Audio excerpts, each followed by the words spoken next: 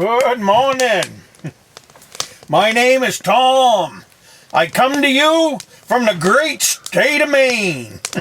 Get yourself a sip of coffee.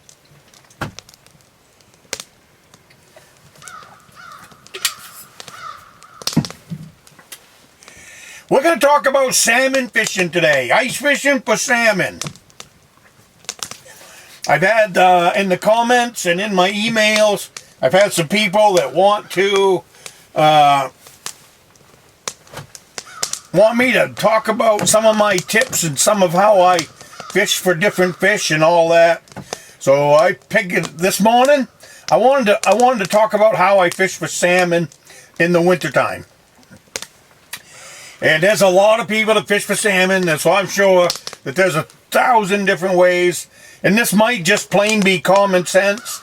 But if it's just plain common sense, then it's for the new guy that's getting into ice fishing. It's for the new young fella that's looking for a fishing video. Here it is. 50 years of fishing for salmon. Here's how I've done it. If you watched any of my videos, they're always keep it simple, stupid. Same thing here with the salmon fishing. Keep it simple, stupid.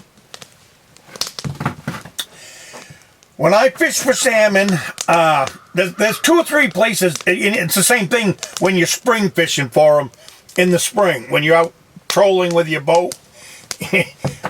And you can look at ice fishing the exact same way. When you're out trolling in the spring, you're trolling either right on the top, which almost everybody trolls right on the top after ice out. And then you got some that troll 5 feet down. And then there's other days when you need to be down at 10 feet, 12 feet, 15 feet. That's in the springtime. That's where your downriggers come in. Well, in the wintertime, it's the exact same thing. And I've gone through, with 50 years of fishing, of course, we've gone through, you seem to go through phases anyways. And maybe it's because you're learning as you go. So let me help you out, maybe speed you up a little bit faster. I've had years, I went on for years, just fishing just below the ice. Put your trap in, another foot of ice, another foot of line, and just be down there, foot and a half below the ice, and fishing for salmon that way. And probably most of the time, that's a pretty good way of doing it for salmon. And if you're not getting them there, or if you got 5 traps out, run 3 traps up just under the ice, and then run another one down at 5 feet below the ice, or anywhere between 10 and 13 feet, you can run one down there. And then if you get a fish down there at 12 feet, then go set another trap down. But when you're setting up on the lake itself for salmon, how I like to do it, now with a fish house is different, I'm out in the middle. But in the early days, we didn't have a fish house, so we fished from shore. I would run a straight line of traps out from shore with roughly about 30 to 50 feet in between, all the way out for my 5 traps, starting right at shore. If you're in 2 feet of water, perfect, stay there. In there close to shore, in 2 feet of water, you might get yourself a brook trout, you might get yourself a salmon. So, I've caught salmon this far offshore, several. It's usually where I find a big rock, and then I'll drill a hole close to that big rock, especially if I know the lake, and I've been fishing it all spring, and I know these individual rocks, so I know I won't get in trouble with my ice auger. I do that for brown trout, and I do that for salmon fishing. And I've caught a lot of salmon 2 feet offshore, spring and winter. So here's I want to say my secret part. There's actually a couple of tricks to make sure that you get action on your 5 sleeper traps that you put out. That's what I like to call tip up. Everybody calls them tip up. I like to call them sleeper traps. Because if you don't mess with them, that shiner, that smelt, that sucker, he's going to get down there and he's going to get comfortable after about 5 minutes. And he's just going to go to sleep. He's just going to lay there and do nothing. So how do you keep him busy so that he's always working for you? You know, if we're going to tie him to a hook, we want him working for us. How you do that, and say you watch by it. Say you watch by it. Get yourself, don't be lazy. Don't be lazy. Don't be too comfortable sitting in the fish house. Don't be too comfortable sitting next to the campfire. Every 15 minutes, go out. We call it jiggling the trap. Jiggling the trap.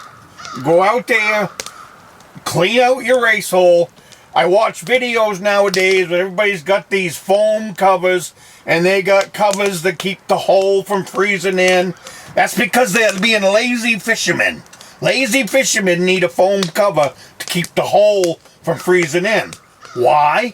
Because if you go out there every 15 minutes, your hole is never going to freeze in. Ever. The whole day.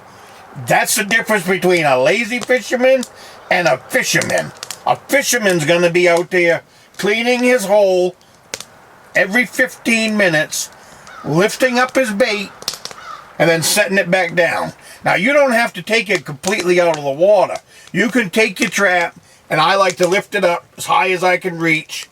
I'll watch the line, and then you'll see your bait down there still kicking the line, so you know he's alive. And then you set him back down. He could be on bottom doing that. He could be just under the ice, or he could be 10 or 15 feet down. Doesn't matter. You can see that line twitching. That means your bait's still alive.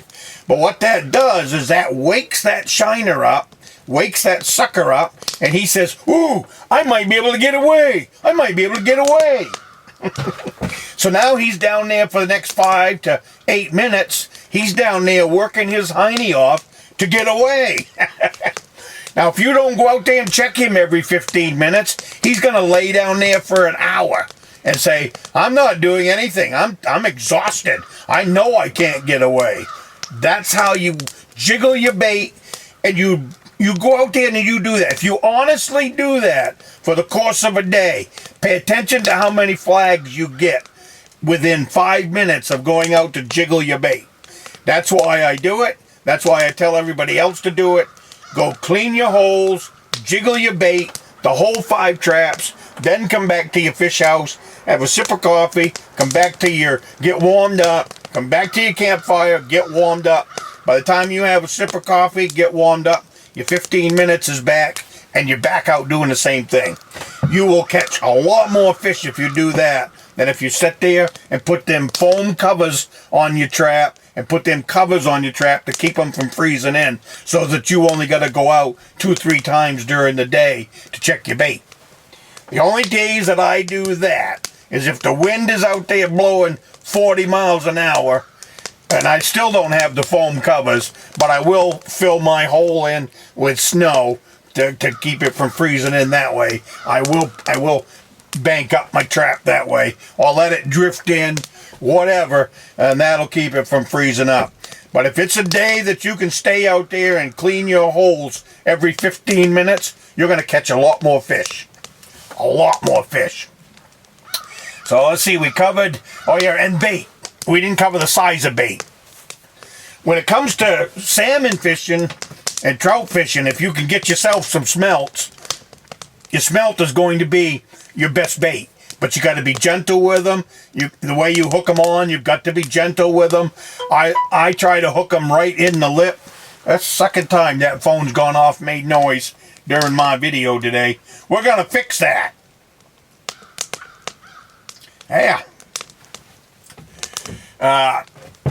With a smelt, you just got to plain be gentle with the smelt.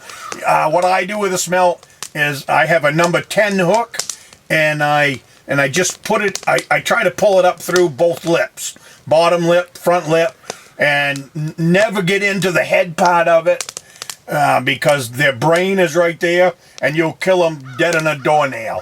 I never put the hook in the top, because their spine is right there and you'll kill them dead on a doornail. You can hook them in the tail. That's another good spot. But the reason that I don't put my hook in the tail of any bait, and necessarily not even on the back of any bait, is because after watching bait for many, many years and catching fish for many, many years, and you check it out the next time you pull a bait fish out of a big fish, they're always in there head first. They're always. We catch these bass, we catch the pike, we catch them all. You would think that they're coming up behind and grabbing them that way, but they're not. What they do, especially salmon, if a salmon like to swim up and then slap the bait with their tail, and we know that because every once in a while there's scales around the hole from your bait fish getting slapped to death by a salmon, and then they like to come back and then get him head on. So pay attention to your bait fish the next time you pull it out of a fish's mouth. You will see it's in there head first. And very rare will you find one that's in there any other direction than head first. Take it to the bank. Take it to the bank. And so what I want is I want that hook in the mouth first. So that's why I hook them in the mouth. And they stay alive pretty good when you hook them in the mouth. So I think that covers it there. Where we are with time. Yeah. All right. I started to say, why do I put my traps in a line 30 feet out? 30 feet apart, 30 feet, 30 feet, 30 feet. On the third trap out, or the second trap, whichever trap gets a flag, then I'll go out and get the last trap, pull it in, and start making the tee. You know what I'm saying? If I get another, if either one of these flags will go, then I'll make the other side of the tee. I'll go out and get the last trap, pull it in, so that I can get my traps gathered around the spot where the flags are biting. You know, they might be biting 30 feet offshore. They might be biting 100 feet offshore. But we don't know that yet. It's like trolling in the boat. You don't exactly know where they're going to be, where you're going to get that flag from. So what I would do is when I got my first flag, then I would go and get another trap and bring it close to where that other one was. I did a tee. You know, I did a tee. If I had my 100 traps, if I had my 5 traps going this way, and I got one on the third trap, then I'd go out 30 or 40 feet off the third trap, drill a hole, put a trap there. Get another bite on either one of these, go this way, drill a hole 30 to 40 feet over, put a trap that way, and now I've got a tee, and I've got 3 traps where I've been catching fish. And if I keep getting flags on those 3 fish, on those 3 flags, then I'll go get my trap next to shore and put that in on the end of the tee and just keep working down. And eventually I'll find a layer of water, or I'll find a current that they're actually using. And now this, you don't do this in an hour and 2 hours, but over the course of the day, and rather than just leaving your traps in the same 5 holes, you might have a fish hole that catches absolutely nothing all day long. So, but as you can tell, we can go on and on and on for each one of these fishes. So we're at 15 minutes, so I'm going to call it good. I think I covered everything for you without repeating myself. But bait size. Smelt, if you're going to go with shiners, 2-inch shiner, 2.5-inch shiner is what I would use. Small stuff. And then the smelts, like I said. So, well, I'm going to have a sip of coffee. I know I went through that whole video without a coffee, so I'm having a coffee. You guys have a great day, and I will see you on the next one.